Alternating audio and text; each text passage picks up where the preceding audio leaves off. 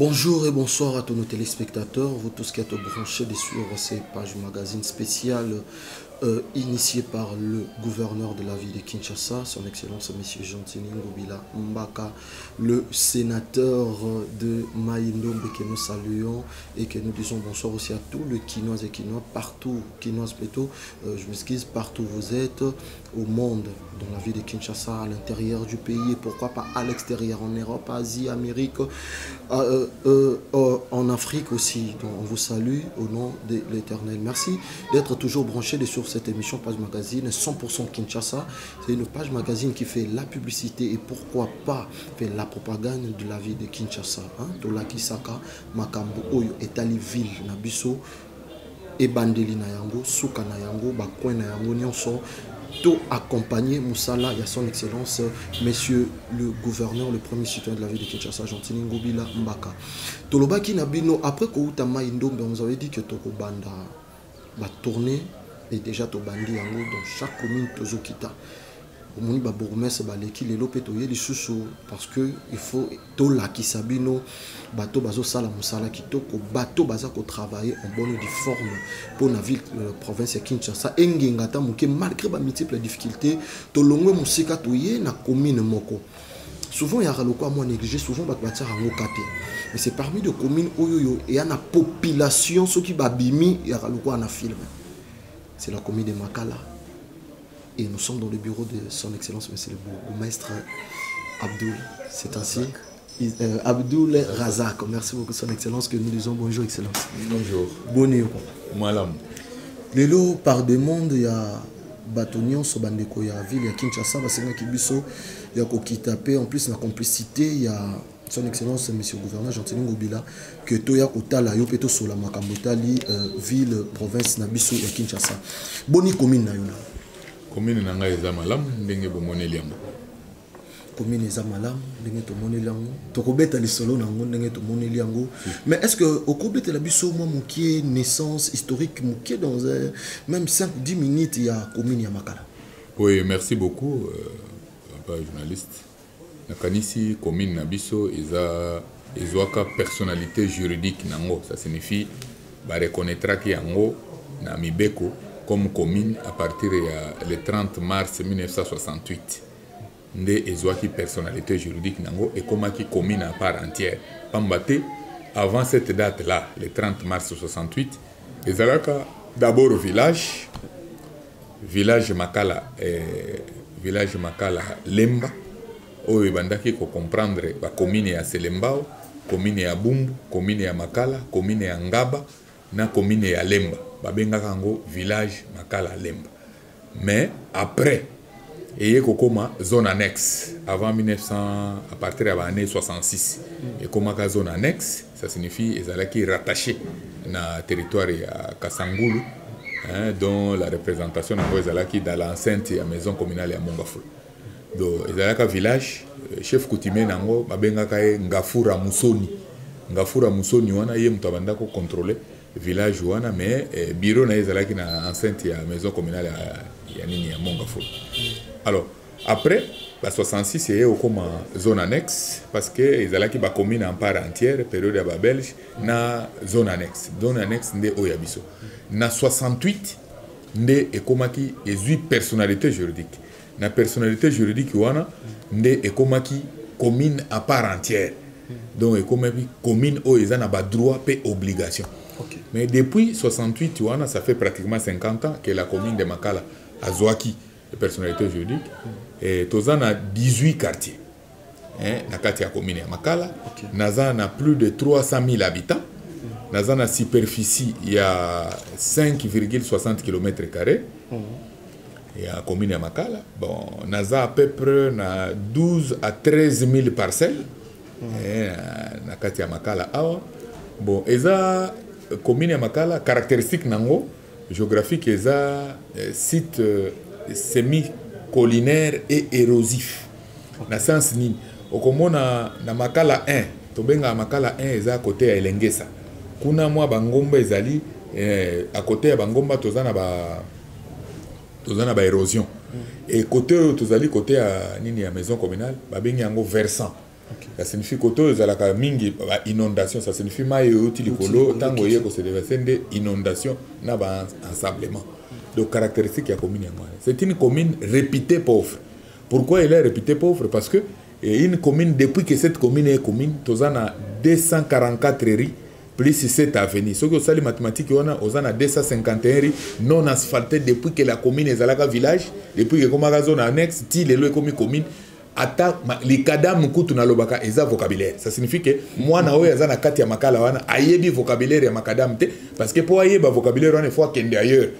Donc eza commune oyo depuis que eza commune ayebi kombo ya makadam te. À part peut-être pour le moment ndenge baza ko sala nzela oyo réhabilitation ya Kimwenza avec prolongation vers l'avenir Kwilu oyo pour ba désenclaver maison communale na oyo ya Kimwenza oyo eza na étude par les japonais ya Jika baza ko continuer ko sala ba étude soki esalami na nini oyo ya biso oyo ya Kwilu oyo prolongation ya Kimwenza soki esalami do makadama ya liboso yo kota na Makala yango wana soki pe elenge salami do makadama ya mibale yango wana sur 244 riz oyo plus 7 avenue et ça les 251 rues de Tokozala nous dans un premier temps na mibale.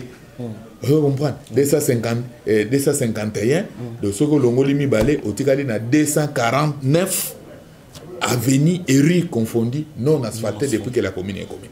Pourquoi je dis que la commune elle est réputée pauvre? Parce que la pauvreté à la population par rapport au pouvoir d'achat.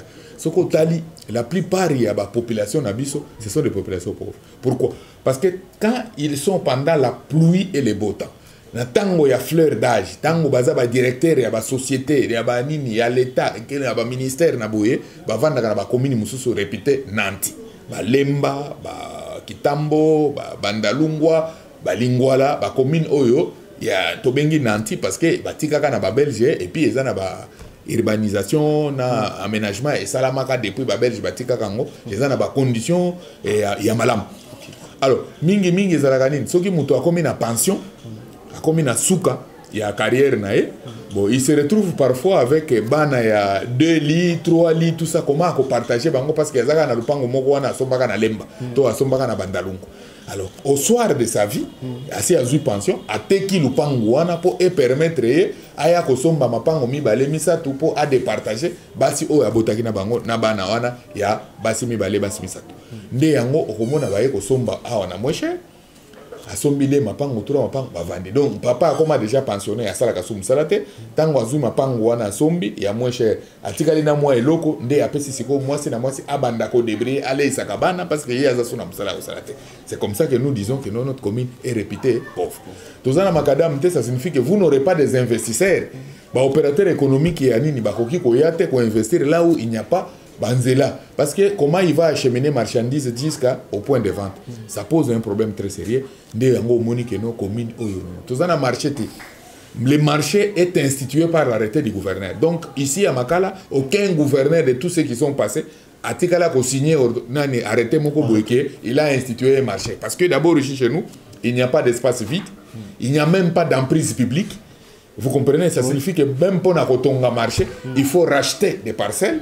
Ne temps on va racheter des parcelles, on a des basali sikoyo marché, des salamiwa. Ils ont un niveau de projet, même les prédécesseurs et le gouverneur actuel. Azala qui n'a pas idée, on a bakosomba ba parcelle, bakosala mais on n'est pas arrivé à concrétiser ça. Faut qu'il y ait la priorité belé les gars qui n'a niveau à vie. Mais voilà comment notre commune se présente. Et aujourd'hui, je suis le 13e bourgmestre. Hein, sur les 12 qui m'ont précédé, mais tous les 12 wanati nangai moko 13e, les problèmes sont intacts. Ça signifie que le désenclavement il y a commune et Makala par la réhabilitation de la voie de communication qui nous considérons comme des routes.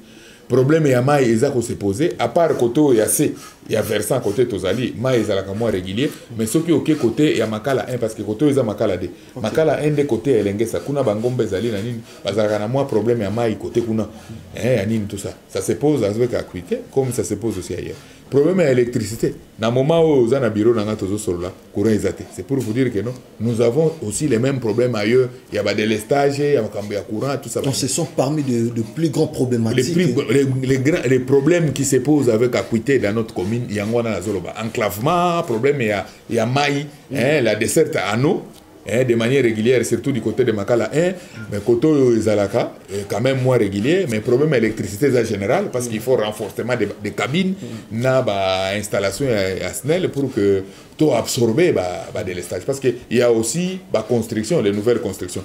Au moins, l'installation, on a Tikaka depuis Belge.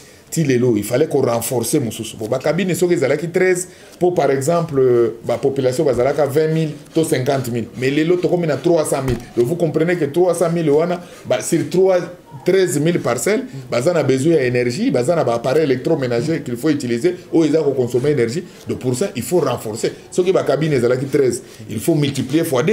Et comme on a 26 pour que et maîtriser. Manini ba de l'estage on a de manière que courant fourniture est à la bien. Son Excellence Moussa Abdoul, Oza 13e bourgmestre de la commune de Makala. Donc c'est que le bourgmestre est belé baleki na simanayo avant yoya. Et je crois que liboso na yopé après yopé il y aura de bourgmestre il y a bilenge au bakoyaka au bakoluka ba travail. Mais ce qui les lo balobi ba beta li solo il y a Excellence bourgmestre Abdoul Moussa. Na commune ya Makala apport nini oyo bato bakoki ko se souvenir nango tala intel parce que aujourd'hui si on peut parler de la musique que les lotobet par exemple à moké ceux qui clavier kota na musique bato bakansaka kester bazolo ba kester a kota mo musique ya clavier na monde ya musique mais so balobi na commune ya Makala ba bourgmestre baleka mais Excellence Abdoul apport na yo souvenir na yo to bato bavandi bakanisa bakoki ko kaniso na nini après départ. OK. Bon, ce n'est pas le bilan, parce que le bilan, tu as ça, ce qui a silité mandat. Mandat n'a pas silité. Mais comme au Sengi, exemple, n'a pas fait exemple, moi, simple. Au moins, clôture, on est là. Dans la maison communale, ils ont le terrain à foot. À part quand on est au vendu. Donc, tous les voisins, on est sur tout ça, on va être ils ont quota A, tout ça. Nous avons quota abîmé, nous avons ligné. Vous comprenez? Tant on a eu, on a sali clôture. J'ai sécurisé la maison communale. Parce que la sécurisation, c'est aussi le fait de mettre des antivols au tchèque clôture et à la maison communale. Au Moniwana. Même Bafler, Moni Bafler, c'est simple. Ce qui est OK, côté à Libosokuna, on a une salle de réunion, Moussa Abdoul Razak. Cette salle-là porte mon nom. Ça signifie que non. Commune ya Makala avangai etikala kozala na salle de réunion te même ba mariage soki salami il faut salama na bureau nanga soki salami na bureau nanga te soki moi batu baza moi ebele boke na local parce que tozaka place ba service nyo so salaka c'est un local o batu nyo so bavandi donc il n'y a pas de discrétion parce que batu nyo surtout baza construire ba dossier na local moko.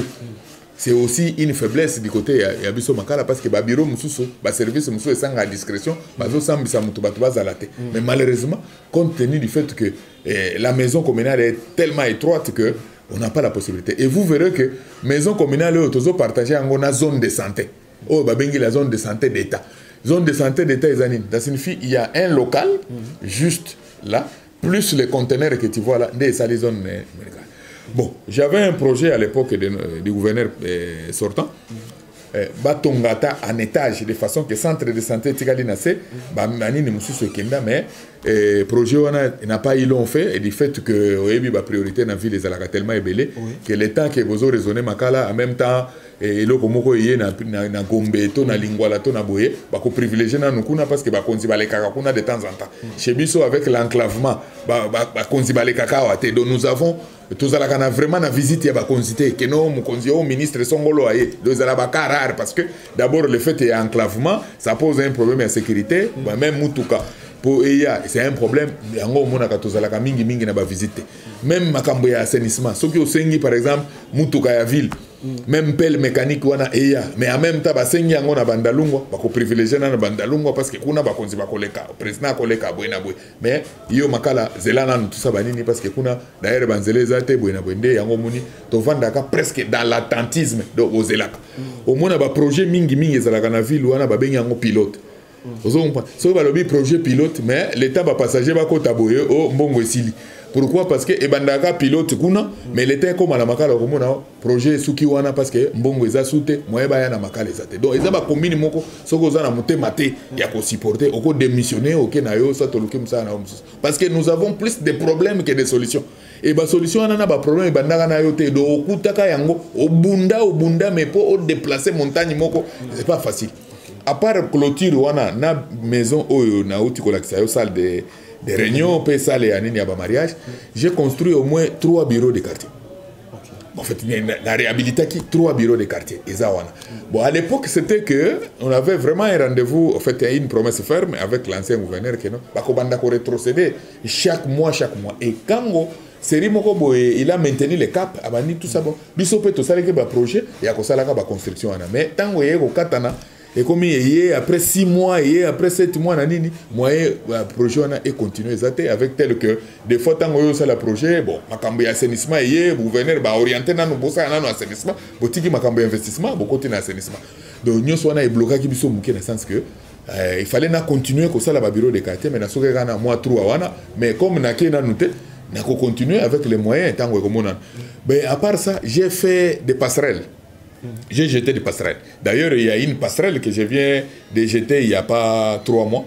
Na balabala moko qui pata. Oh, ils ont désenclavé quartier Mawanga na quartier Baumbu. Na uti ko jeter bon on a d'ailleurs ils ont passerelle moko ba pesa en kombo na ngai. Ozo comprendre parce que na uti ko sala yango. Bon. Na cité kaka quelques bilembo wana oyoke okepe okuti elembo neti wana sal wana Moussa passerelle wana ba pesa en pe kombo Moussa ça signifie que Moussa Zangai Abdul Razak donc eza moi bilembo muke sans que na sala vraiment bilan exhaustif parce que je ne suis pas fait mandat mais oyoke eza ko justifier présence na ngai mais par rapport à la capacité et Anini, par rapport à la capacité managériale, le savoir-faire, parce que nous avons ancienneté telle que nous avons territoriale ou bien parce que ça fait pratiquement 14 ans que je suis bourgmestre dans cette ville. Donc, à niveau de la commune, en tout cas de vous-même, on a solution. Il faut moi appui et où dans la ville, soit appui et où dans le gouvernement central, dans la commune. Parce que ça, la commune, vraiment la construction, la place et la réhabilitation. Parce qu'il n'y a rien qui a été construit. Vous comprenez? Imaginez que non, il n'y a pas une école officielle ici. La plupart des écoles, à part conventionnées, qui sont des écoles rattachées aux écoles officielles, la plupart des écoles, les écoles privées, il n'y a pas un hôpital, à part centre de santé, on a vu. Moussoussou, Ngondo Maria, hôpital à Bédéum. Qui dit Bédéum, on voit l'église catholique. Donc, vous voyez un peu. De ceux qui sont communes, ils ont biloko belé, ils ont kozanga. Donc, ils ont moi biloko belé, ils ont kozanga na kati ya commune, mais ils ont découragé bisoté parce que bisoto za ko bunda. Mais le problème, toza nango. Les anini, la population, il faut comprendre la décentralisation. Parce que la décentralisation, c'est l'atout, le rapprochement entre les gouvernants et les gouvernés. Donc, bakambi, na bakambami. Mais, or, les mieux indiqués, les rapprochements, et ça, la mingi na commune. N'est-ce pas? Parce que Bissonde toza ba autorité, l'autorité la plus proche de la population de Bisson. Yango moni que no tango le président actuel ayaki na philosophie que le peuple d'abord to monaki to sepela ki to beti maboko to yebi que non biso ba bourgmestre nous sommes réhabilités parce que le peuple d'abord wana aza esika biso toza biso to géraka le peuple wana vous comprenez donc ce qui va réhabiliter peuple valeur ya peuple wana ba ko réhabiliter valeur ya bourgmestre ba ko pesa ye ba moyens suffisants pour que ba ça. Mais c'est les journalistes. Comment comprendre que la population ba mona ka bourgmestre te ba sotaka ba ke ba senge pas gouverneur ba sengi pas ya premier ministre ba sengi pas chef de l'état alors que muto aza pembeni na ba ko senga été pourquoi parce que ba comprendre que les bourgmestres azana azana rien osomon ba comprendre que azana rien muto azana eloko za province un gouvernement central yango ba kenda kuna le peu de gens eux bazo comprendre te ba senga kabiso mais ce qui expliquer bango pe ba ko comprendre que non il n'y a pas pour comprendre que ba bourgmestre azana rien to ba commune azana rien tala ordonnance loi les lois eza 004 ordonnance là 004, il y a le 7 octobre 2018, où ils ont fixé la nomenclature, il y a taxes, impôts, droits et tout. Ce qui est une répartition, il y a impôts et taxes. Au commun, que la part des lions, ils ont un gouvernement central. Ndambu mususu ya malonga o etikala ki ba pesi yango ba province, mais les communes tozwaki kaka ba miette kaka nde tozwaki pour que tozala nango. Mais imaginez que biso ba tozana peuple, donc le peuple d'abord wana azé pa na biso.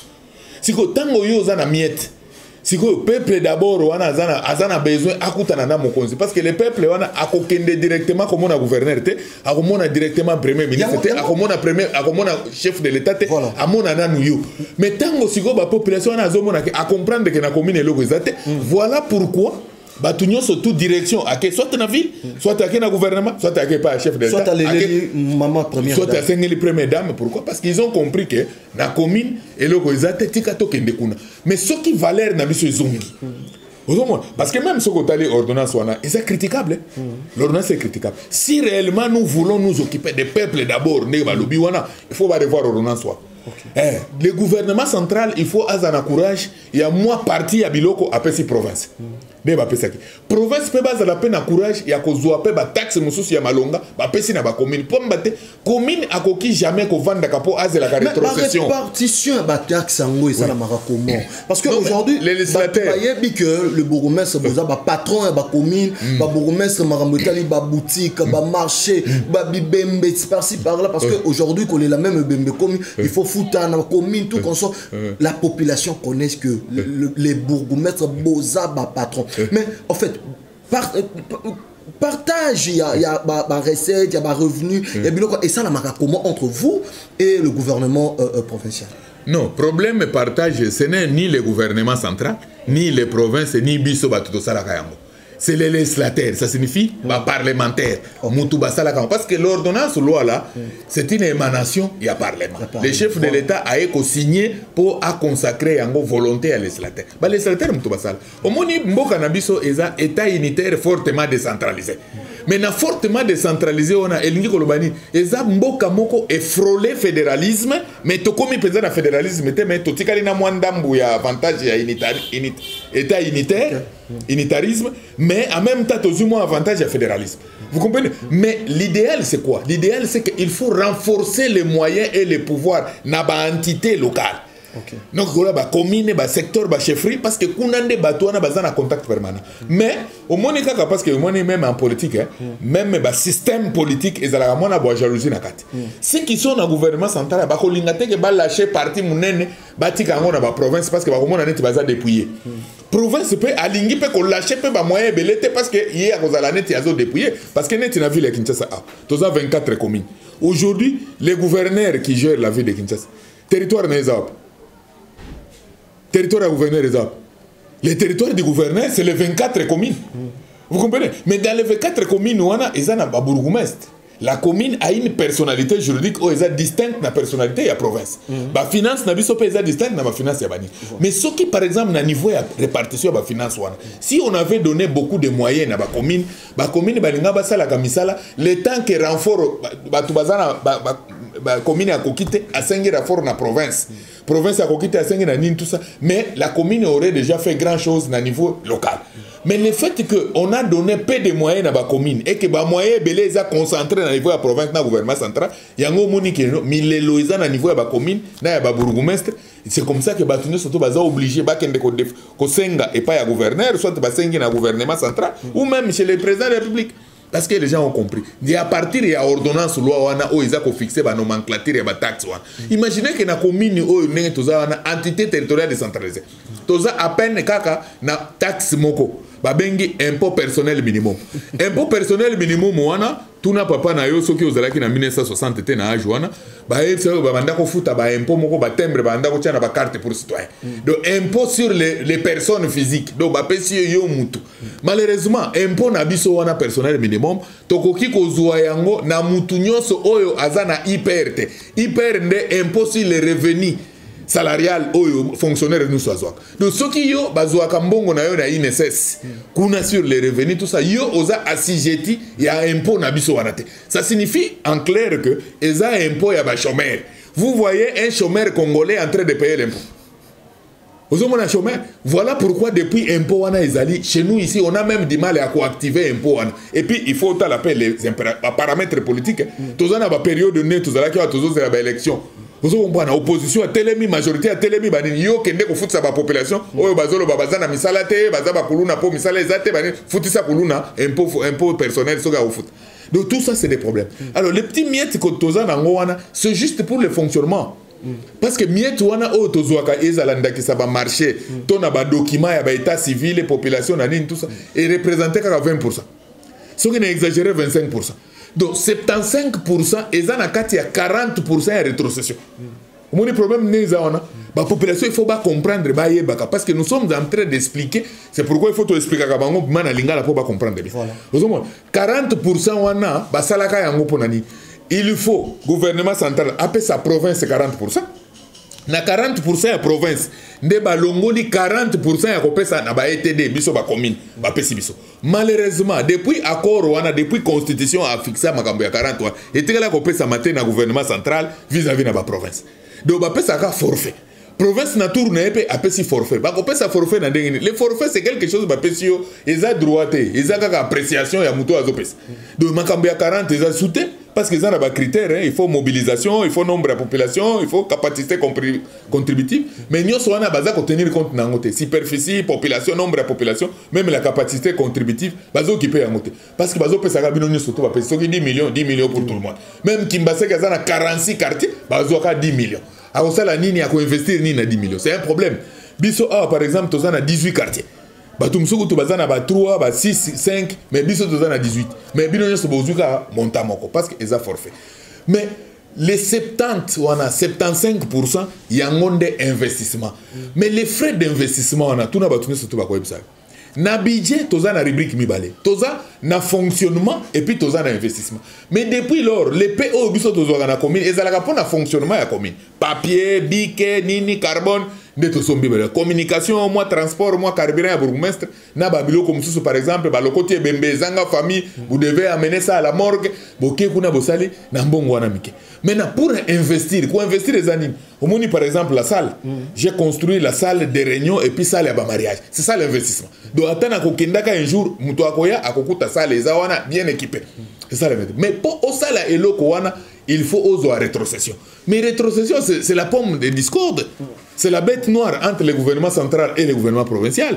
Mais à partir du moment où le gouvernement provincial s'est plaint qu'il y a Kambongo Anate, il est normal que, à notre niveau, aussitôt se plaindre parce que quand la province y a des tata, à l'Eli, c'est quoi yo moi na Excellence, osons expliquer population quinoise, va comprendre comment est-ce que Makamongezo Kenya. Voilà pourquoi Tobisaki Bino, sa merci à son excellence, monsieur le premier citoyen de la ville province de Kinshasa, son excellence monsieur Gentini Ngobila Mbaka. Au Bakinois to benga communément grand bal. To ba émission to bandolo bango mingi mingi na lingala parce que un vrai Kinois banara na lingala na ye. Na chose sentir comment le bourgmestre azo lo baki lingala donc azo expliquer na makambo barolo bango na français mais na lingala, c'est par là qu'on comprend que tout ça en face de nous un Kinois et un dirigeant des Kinois aussi. Le problème est ça wana. Mais en fait le bourgmestre au sali 14 ans en tant que bourgmestre Outi Kolekana gouvernement passé avec son excellence André Kimbuta Yango, le gouverneur actuel, M. Kinshasa Bopeto, a lancé parmi les slogans forts, il y a campagne plutôt paix, en plus il y a mandat na lobby Kinshasa Bopeto. Bakoyi jamais qu'on la guérison ceux qui malade et athée. Dans d'autres parts ceux qui te lobby Kinshasa Bopeto, c'est que salité à degré dans Kinshasa. Photo le Kelango combo. Donc le quoi photo le Kelango combo excellence.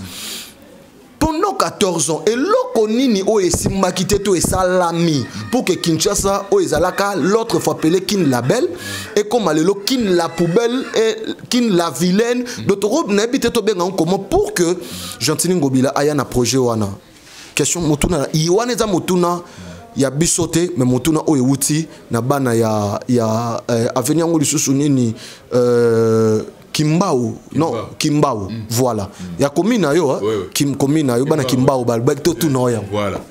Merci beaucoup. Ce qui conseille de copier ça na gouverneur actuel pour na kokomisa population Bopeto na ville na biso. Bopeto ce n'est pas les engins. Eza coupe te, eza congo te, pau te, pelle mécanique, camion ben, terre jaune, moellon. Conseil à Liboso, c'est d'abord la mentalité. Parce que la propriété, c'est un état d'esprit. Oyo, chaque population a besoin à ressentir que non, il faut vivre dans un milieu sain. Alors, tant que tu colmaté 15 millions, ce qui 13 millions de la population de la ville de Kinshasa, ce qui a intégré la propriété dans Moutouna. Donc, le gouverneur Gentini, à cause de la quitte de plein droit, parce que parce que le projet est approprié par la population. Parce que la propriété, tout ça, Nani Moutou, tout ça, les propriétés. Mais alors, ça signifie que non, il faut que les Congolais, les Quinois et Quinoises, comprendre que propriété est pour un gouverneur gentilité. C'est pour nous-mêmes, c'est pour nous éviter des maladies. Alors, tant que nous surtout à s'impliquer dans la propriété, les gouverneurs gentils ont moins de problèmes.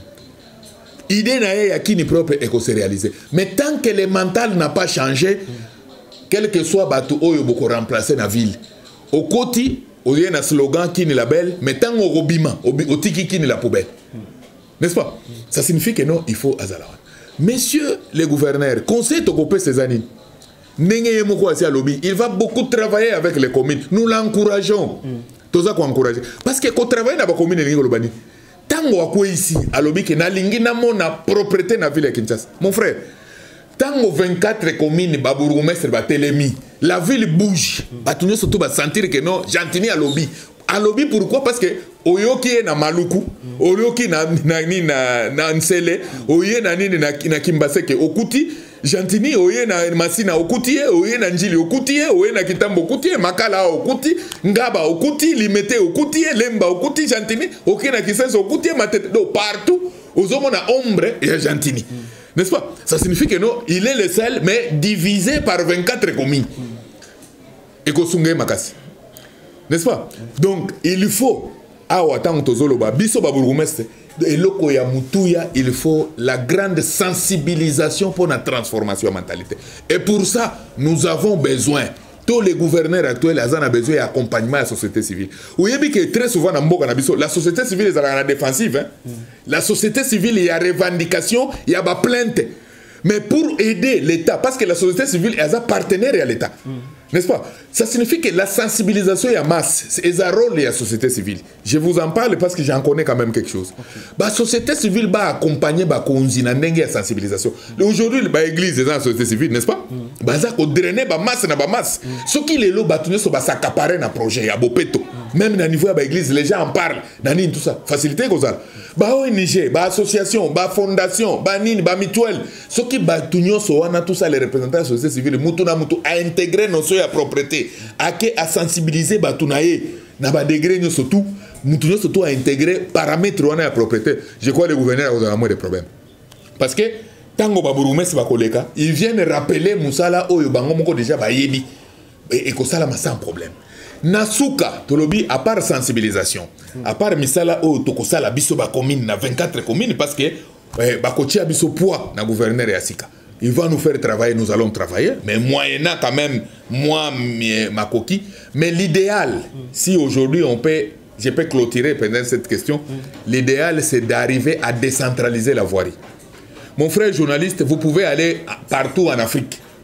Vous pouvez aller en Europe, aux États-Unis. La voirie est dans la provincialité. C'est une entorse grave. Dans minute la décentralisation, il faut qu'on décentralise ma camusu est nécessaire. La voirie provinciale est comme partielle. Si la voirie est provinciale est comme partielle, dans le sens où tant qu'on a bourgmestre et Makala, n'a pas besoin d'appel mécanique.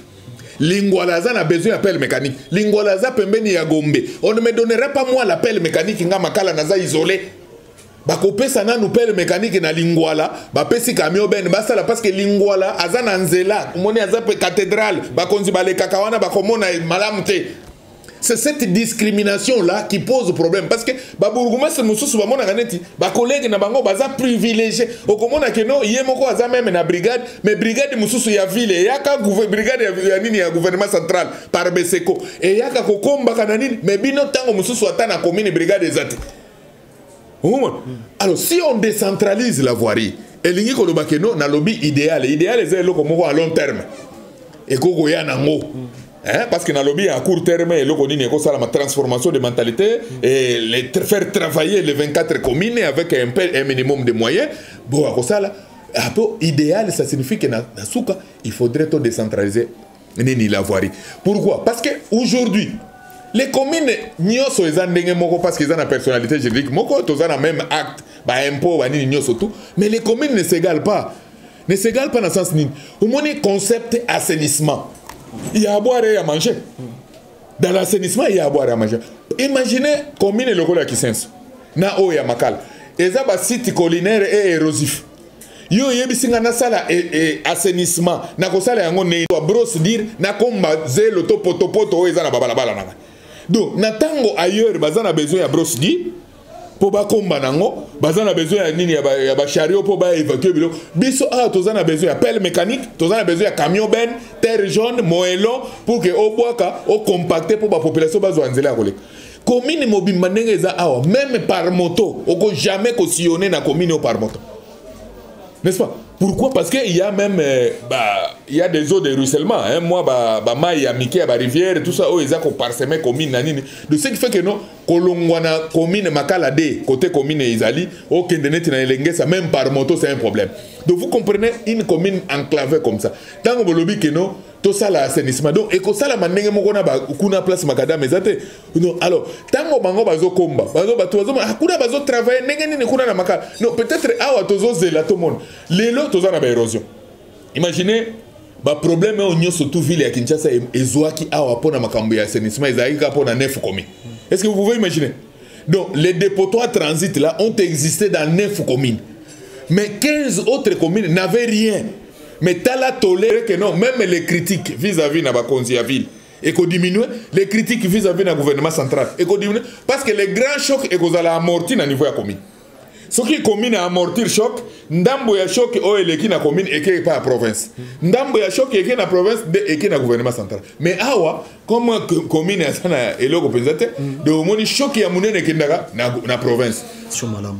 Mais tozo chité déjà pour clôturer émission na biso. Dernière question est que au sali 14 ans na kati il y a territorial la ville de Kinshasa, il y a commune, il y a Kalamu, et plutôt il y a Makala, 3 ans, et Nasali 3 ans qui sont 11 ans. Voilà.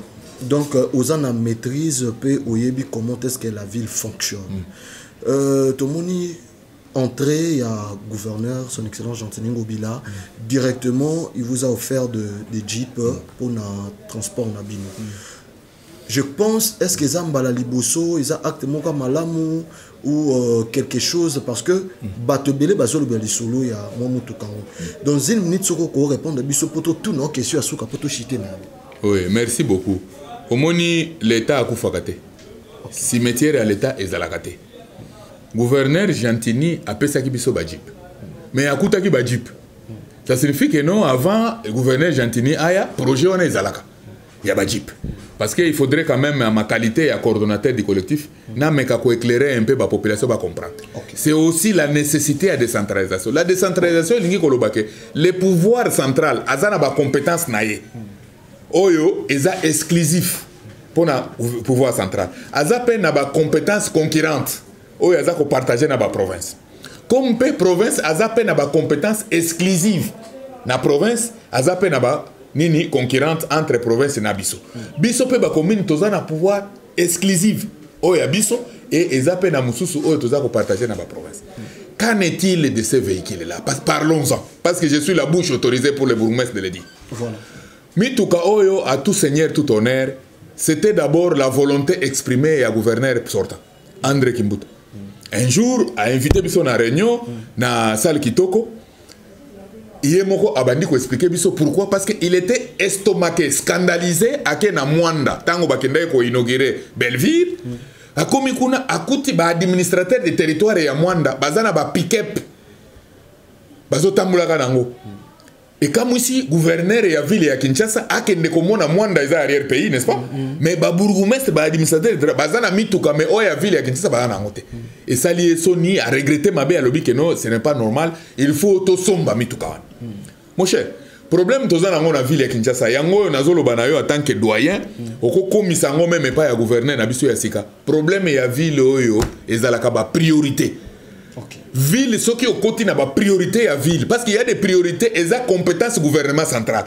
Mais ce qui est gouverneur, aux a gentil mingi. Au Kobanda Kosala, ba dépense à gouvernement central na niveau à province. C'est là où Makambwebe Baranango. Na place que tout s'occuper quand on à province, au bandi Kosala, ba dépense mususu y a ba gouvernement central. Tant au côté n'a pas priorité au gouvernement central, au bandi Kosiko Yoko Baby, c'est parce que budget na yo, moyen exécuter en bien exact parce que ba priorité comme on a la moins mingi. L'État tokota na ba priorité au ebipe ba turbulence tozari na ba période électorale. Le gouverneur André Kimbuta azalaki na makanisi wana mais pour to concrétiser yango azalaki facilité parce que akomaki na ba priorité belé on était pendant la période ya ba nini ya période électorale. Toye ko sala nini société moko boy est bistras aye ko mona biso abino na moni ba bourgmestre tout ça ba nini est-ce que gouverneur a prometaka bino ko sombela bino ba jip est-ce que ça sombela bino non projet ezali mais tozo zela bino. Alors, nous la bino bozana ba commune na bino bozo ka ba rétrocession tout ça ba nini ngana za fournisseur nako fournir bino mituko. To vandi to raisonner to biso moko ba commune to zo mbongo wapi.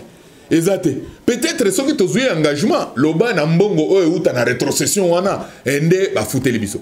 Alors totali que non, ce qui te zelika gouverneur asala ba priorité za moi mingi na ba période wana pe ba tension ba nini, moi exacté. Alors to faciliter gouverneur tâche pour to concrétiser idée à gouverneur ya kosala mituka, to joué engagement na mutu ya société wana. Tango to joué engagement na mutu wana, to signer ba contrat. OK. To signer ba bon. Na kanisi naza même na preuve awa ya bon. Nous avons bon yango. Omona et naza na bon ya 24 commis. Ba bon ya commande. Yango. Omoni adressé les fournisseurs Est Bistras a signé contrat na commune. Par exemple commune nanga ya Makala yango yo to signé contrat na nini. Et pour na nini deux camionnettes pick-up. Land Cruiser na ba montant nango yango ezali pour na mibale. Maintenant l'intervention ya ville les amis. Parce que biso commune toza sous-titré la province. Okay.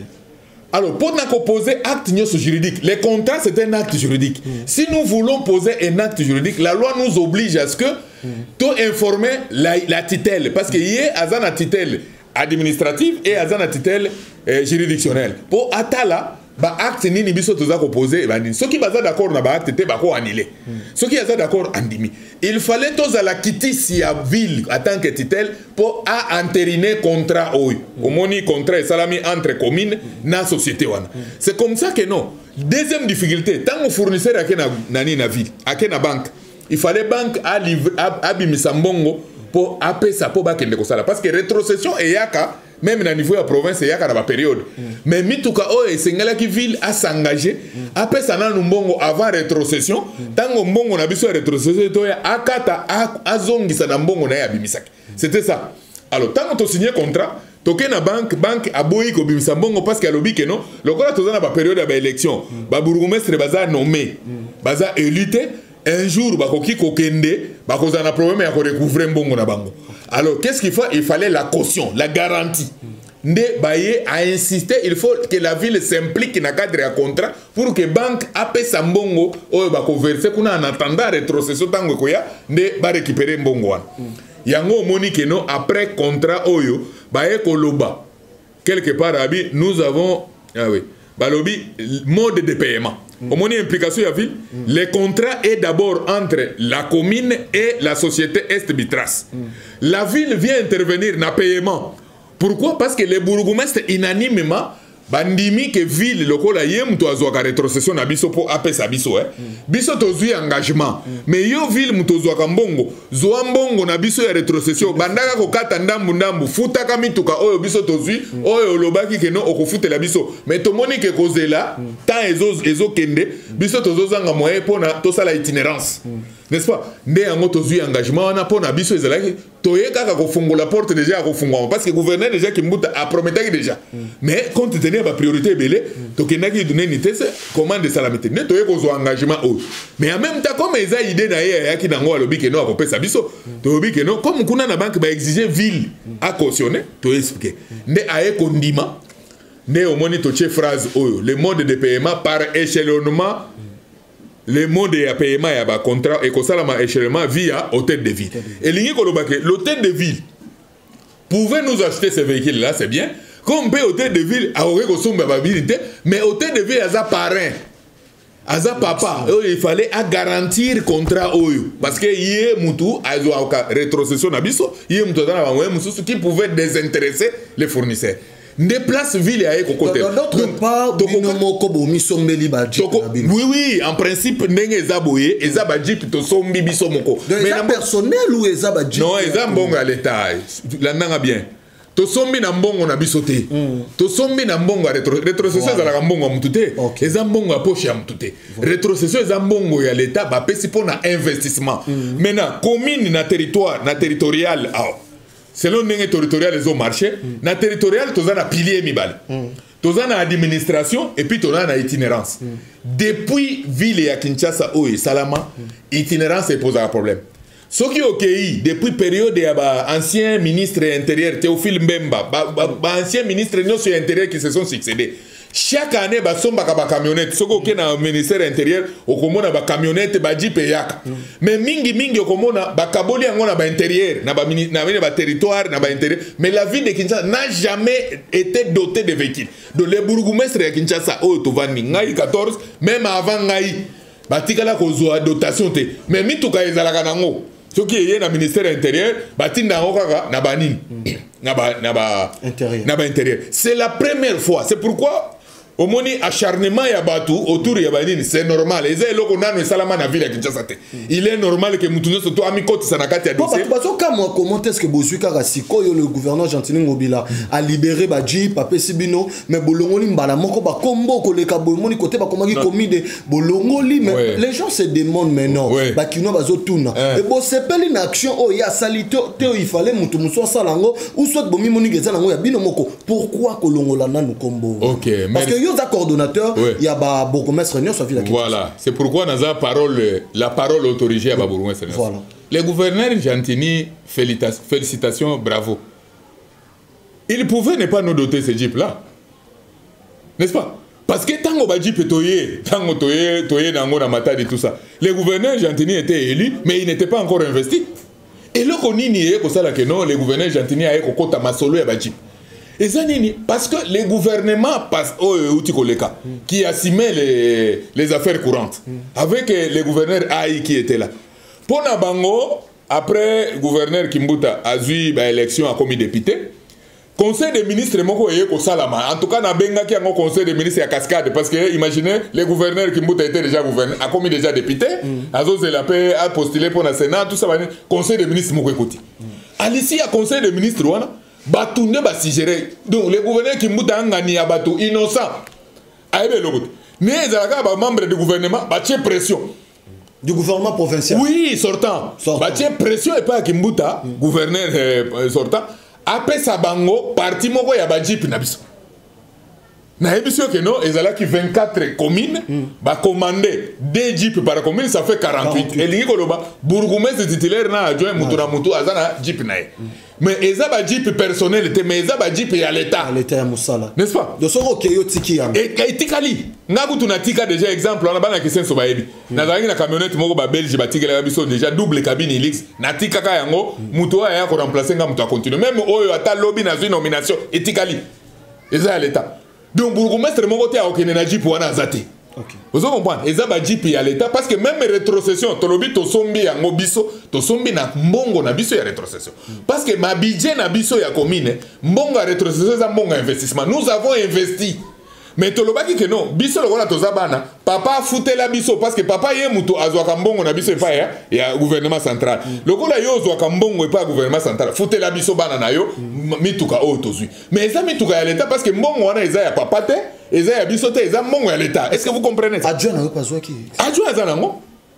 Ah ouais, donc titulaire adjoint. Imaginez que notre zana ba chef pas le ngoli combo ya commune akala. To la problème ya combo ezanini. Nazo yebisa yo. Tango gouvernement provincial sortant. Basali conseil des ministres balobi bazwa 24 nini tout ça. Biso toboyi parce que za ba jeep na biso. OK. Vous comprenez? Polémique et côté entre bourgmestre et le gouvernement provincial. Provincial. Oh, et tu as assumer intérim. Parce que, à part le départ, il y a gouverneur qui mouta. Parce que tant qu'on les députés avec les sénateurs, à Tiki. Mais il y avait un intérimaire qui était là, n'a pas ministre Bazala qui va continuer à siéger. Balobi que non, na dernier conseil des ministres avant le départ du gouverneur Kimbut, ba décider que ba kozwa moi parti à Mituk. Le gouverneur Kimbut a lingaki nini wanate, mais comme ils ont ensemble le conseil des ministres va décider, il se plie. OK. Maintenant concrètement ils ont nini. Et c'est posé des problèmes. Il y a un problème juridique, et un problème politique. Le problème politique est lobby que non, la province des villes de Kinshasa, qui a une personnalité juridique distincte de la personnalité de la commune. Province a cela qui contrat na société où a son bagi badjipté. Mais province devait garantir na kati ya contrat na biso à garantir paiement sur base de rétrocession. Vous comprenez? Mais là où nani maintenant la province qui est une garantie ne peut pas s'arroger à Zouami Touka où ils ont la compétence na été. Vous comprenez? C'est là où tant que télémi to lobby que non biso ba ezami to kanabiso ya ba commune province ya kozwate. Alors bato batikala ki après le départ ya nini ya gouverneur Kimbuta ba insister kaka que non ba ko appliquer. Mais en même temps le gouverneur Gentini assis a eu ba élection. Azo c'est l'investiture. Toké to moni to bino yo oza déjà élu. Oza gouverneur oza c'est l'investiture. Mais ce qui m'a cambo ezali ndenge ezala quand même na ba caisse okozwa o bloquer ba caisse tout ça pour éviter la gabegie. Toza pe na situation moko ezala mituka moko ezoya ya biso. Ce qui otiki ba kozwa ndambu e kokende d'ailleurs il y a beaucoup de choses qui se disaient autour de mituka. Oh non mituka wana ba pesa ba ministre mususu indemnité de sortie. Et comme ici biso ba bourgmestre biso depuis quand bourgmestre a comme foutre la nani ministre indemnité de sortie. Ministre ya futa makabaza na ministre de finance na bango. Muto ya futa ka bango salaire ye muto ko futa indemnité de sortie. Biso to futa bango te comment mituka na biso e futa indemnité de sortie ya nini. Bongo biso sikota to kende na futa biso indemnité de sortie. Alors to lobi boy. Lokola bino bolingi kozwa mituka o ya biso e comme privé. Biso to sombaki mituka wana ezala public. Privé. Au moni place siko makambo yaki. Alors tango ekomi ke no soki bango bazui eza privé pa na bango biso pe tango to kozwa ezala privé. Ne place siko eye ko beba ba yeko tala non. Et que la privé ndenge nini parce que biso toza en fonction, il faut toza la mituka à l'état. Mais bado oyo bazo senga bazwa wana. Baza ba partant. Bazo kende me balingi bazwa mituka ba kende nango. C'est que ya bango eza privé, ya biso nde ya l'état. Tolobi non. Deux poids deux mesures ko la tête. Ce qui bolingi kozwa privé, biso pe to kozwa privé parce que biso ba to signer contrat. Ce qui bolingi botika la ya l'état, botika nyoso 48 etika la to rouler nango, mokolo to kende tika na komi.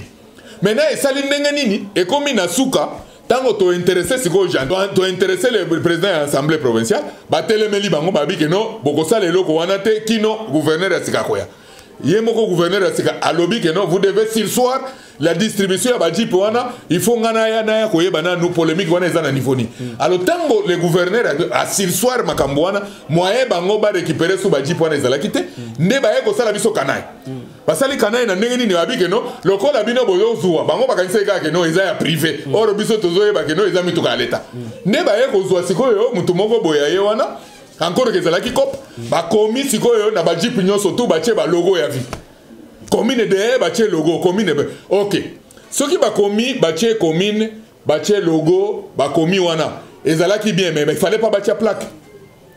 Vous comprenez? Il fallait pas bache plaque.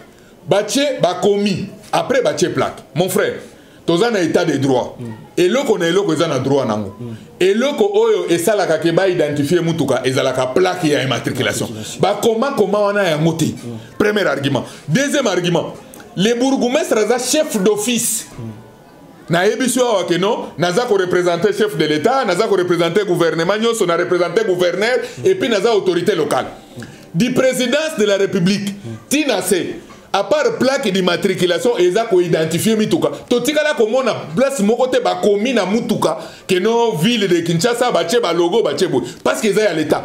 Il y a l'État et la plaque nango AKN ici aboye tout ça administration yani ndemi tukanyo sezali même na hôtel de ville okokuta ba mituka eva plaque ya hôtel de ville AKN siko bache en même temps bache plaque en même temps bakamati bache ba logo tolobi non parce que aujourd'hui mutuka wana eza officiel eza mutuka ya bourgmestre eza ya assainissement te eza lutte anti incendie te n'est-ce pas? Et ça mutuka officiel ça signifie bourgmestre ça obanda kotambula nango asala kanango itinérance.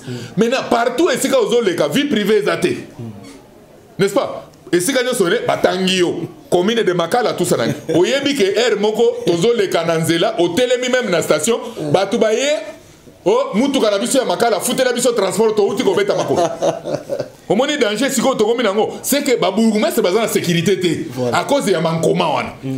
Tolobi ke biso chef waza moko na ville ya Kinshasa toke tomoni chef tomoni chef na biso excellence monsieur Jantini Ngobila to sololi na to dakisi l'insécurité autour ya bourgmestre le bourgmestre il est chef d'office ba chef d'office nyoso bazalaka na ba plaque ya l'état ba tikala ko commenter pourquoi seulement les bourgmestres nde baké ko tchela ba logo ba komi tout ça bazo banga nini bo sololi na yemo ko excellence to sololi na gouverneur OK to expliquer ba paramètres nyoso surtout sécuritaire alobi non lokola bolobi mankoma wana ça va j'accepte bolongola yango mais bolongola plaque te voilà tolobi non tokolongola plaque te parce que mutu keza ya l'état eza na plaque ya l'état ekotika la wana bino plaque ezali yango omoni avec accord ya gouverneur actuel tokendaki kolongola mankoma wana totiki plaque.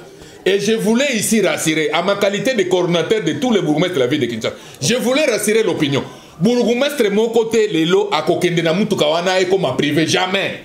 Mais ce qui est commis privé, et l'ingi kolobake n'enga amortissement et ça la maka partout. Autant ici pendant 3 ans, au saliboé l'État fait amortir, à quoi qu'on amortit, bah t'es qui a mon vente publique, ce que vous mettez ça sombi à sombi. Comme moutunyo sopa à wiko sombi. Mais n'enga toza boye, bah tuba longo la mécanisme. Bourgmestre mon côté à kozwa mutu kawana à kenango est commis privé. D'abord je voulais vous rassurer aussi une chose, que dans la quasi-totalité à bourgmestre, bazan a mituka. Ça signifie que les bourgmestres n'étaient pas seulement des piétons. Ce qui va bourgmestre va ndako tambola na makolo baza toko kotanga ba ko ma 10 te tango musoso soki baza ebele ba ko ma 5 mais les restes baza na mituka na ba tambola kanango. Il faut pas considérer que ba bourgmestre c'est tellement de pauvres suka ba pauvres nyo surtout oyo ke bazo lengela mituka wana ba posa ai baso ba c'est non et puis baza ba premier à miibité. Il faut qu'on enlève cette image là ma bene pas ba bourgmestre parce que on ne peut pas comprendre tango batu ba ya ko mona biso balobi bino baza na pouvoir ya minene. Vous avez représenté chef de l'État. Aussi, on a chef de l'État Moïbi. Azalaka Azalte. Vous représentez le gouvernement. Gouvernement Moïbi Bazali. Oh, gouverneur. Tu représentes gouverneur. Gouverneur à Moïbi Azali. Azalte. Et ça, la plaque, il y a l'État. C'est le seul indicateur. Merci. Moutuka ya l'État, baye bakaye na plaque. Na mankoma wana te. Merci. Vous comprenez? Mituka wana isa ya l'État. Je suis en train de parler au nom de tous les bourgmestres. Ne mutumoko azana droit ya ko déplacer mutuka wana azate. Mutumoko azana besoin de privatiser azalité. Mituka wana le loso qui est indi balobi ke no boutique etikali na commune. Ezami ba sika batino so bakendaka bakuta ke voirie za la communale, il fallait to so mana plus. Na ba population ya Makala. To yebi ke toza na retard ya munene na développement. Mais eloko nyoso to ebanda quelque part. Nzela yango oyo. Ya kimwenza oyo prolongation ya kimwenza oyo ekoti na Kwilu. C'est déjà la volonté ya bakonzi ya likolo ya koluka ko désenclaver la maison communale. To la muka to accompagner bakonzi na biso nyonso tout pour que makambo ekende liboso parce que bobanda ko lela mingi batki paka Makala te eloko muka malongeza na Makala te boy na boy maintenant que bakonzi balamuki to bandi déjà décapage salami a on a venu Kwilu tozo de la sikoyo ba meka ba continuer ko sala ti ba asphalter Kwilu oyo si mabake basali elengesa si mabasali kikwiti eketi na fikine je crois dans un premier temps okoki ko désenclaver la nini la commune de Makala et ba population ba okoki ko sourire mais au regard ya espoir wana nde to sengi na ba population espoir yango wana makambo ekomoya il faut siko to la muka de façon que non to accompagner ba konzi bo accompagner biso na ndenge que to réussir pe na mission oyo lelo gouverneur ya sika ayenango alobi il va nous mettre en compétition. Ba bourgmestre ba kokota en compétition. Ba kota la quelle est la commune la plus propre? Quel est le quartier le plus propre? Quelle est l'avenue ou la rue la plus propre? Nakanisi boyebi que non ngai bourgmestre na bino naza muto na défendre ka bino mingi. Boyebi yango bien. Et jamais na kondi ma médaille ya Makala ekoya. Donc naza sûr que no boko accompagner nga na cadre ya Makala pour que tozo à l'échec te. Biso Makala tokozo à zéro te. Il y a pourquoi quelle que soit ba difficulté tozo rango mais toko bunda pour que tokozo la parmi les gagnants. Merci beaucoup, monsieur le bourgmestre Moussa Abdul Razak, pour réception na yo na émission na biso à 100% ville ya Kinshasa ya lelo. Je pense que to komi na suka, nous disons un très grand merci na peuple congolais en général, surtout en particulier peuple kinoise au bazota la biso to pesi binombo tepe merci longo nyabo continuer toujours kolanda émission oyo émission na bino oyo to lobaka 100% Kinshasa to lobela bino toujours ba vérité. Mais na linga qui na précisé ko lobaka motu nyonso za na besoin ale ki sa page publicitaire na kati ya magazine oyo ole ki sa ba élément na yo. Nous travaillons en collaboration avec le 24 communes, le 24 bourgmestre na ba adjoint na bango ya ba commune na biso oyo mobimba.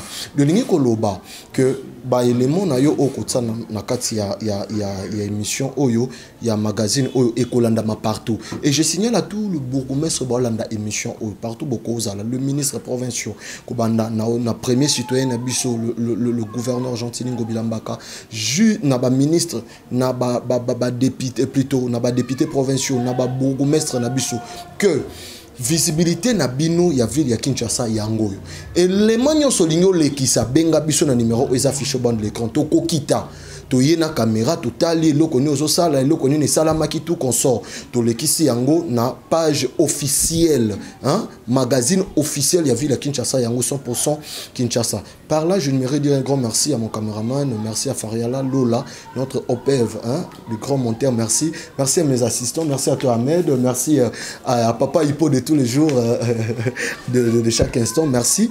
Et un très grand merci aussi à notre directeur directeur du CELI de la communication de gouverneur, à toi MT, hein, Tokatana nous bon pour comprendre TM, hein. Voilà, donc je te salue, merci à tous mes collaborateurs, plutôt mes collaborateurs, à tous mes collègues de la CELI de la communication du gouverneur. Et on se retrouve à la prochaine poto clôture. Nanga kina loba boy. Olingo contacter biso. Benga biso na numéro affiché au bas de l'écran. Olingo le qui sa rubrique na yo benga biso numéro affiché au bas de l'écran. Tozo travailler na ba bourgmestre, na beti société, ba bourgmestre titulaire na ba adjoint, ba ministre provinciaux, ba député provinciaux, pe kinois na kinoise nyonso.